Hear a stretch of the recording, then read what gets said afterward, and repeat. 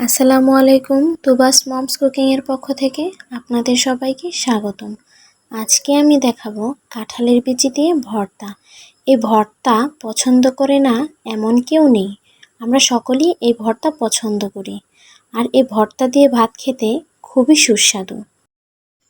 আমার যতটুকু প্রয়োজন আমি পরিমাণ মতো এখানে কাঁঠালের বিচি নিয়ে নিয়েছি। আপনারা আপনাদের প্রয়োজন মতো কাঁঠালের বিচি বাড়িয়ে কমিয়েও নিয়ে নিতে পারেন। কাঁঠালের বিচিগুলোকে আমি লো হিটে আস্তে আস্তে করে ভেজে নেব। লো হিটে ভাজবো যেন কাঁঠালের বিচিগুলো ভালো মতো ভাজা হয়ে যায়, যেন পুড়ে না যায়।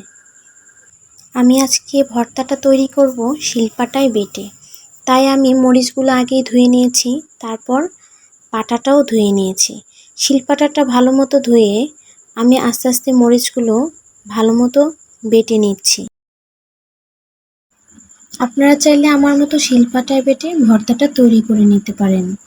এই শিলপাটায় বেটে ভর্তাটা তৈরি করলে খুবই স্বাদ হয়। এ পর্যায়ে আমার মরিচ বাটা শেষ হয়ে গিয়েছে। মরিচ বাটা শেষ হয়ে গেলে আমি বেটে নিব পেঁয়াজ। এ পর্যায়ে আমি পরিমাণ মতো পেঁয়াজ দিয়ে দিলাম আর সাথে দিয়ে দিলাম পরিমাণ মতো লবণ। আমি পেঁয়াজগুলো একেবারে মিহি করব না, আধ বাটা করে নেব। এই কাঁঠালের বিচিতে যদি আধ ভাটা করে ভর্তাটা বানাই তাহলেই আমার কাছে বেশি স্বাদ লাগে। এবার আমি বেটে নিব কাঁঠালের বিচি। কাঁঠালের বিচি ভেজে রাখার পর গরম গরম থাকতেই আমি এর খোসাটা ছাড়িয়ে নিয়েছি, যেন ভালোভাবে ছাড়ানো হয়ে যায়।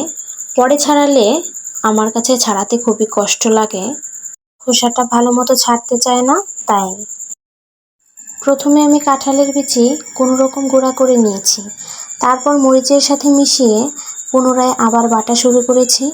ভালো মতো মিক্সড করে নিয়েছি। এ পর্যায়ে আমি ভর্তার ভিতরে একটু সরিষার তেল দিব। সরিষার তেল দিয়ে ভালো মতো মাখিয়ে নিব। এবার তৈরি হয়ে গেল পারফেক্ট কাঁঠালের বিচির ভর্তা। এবার আমি পরিবেশন করে দেখাচ্ছি।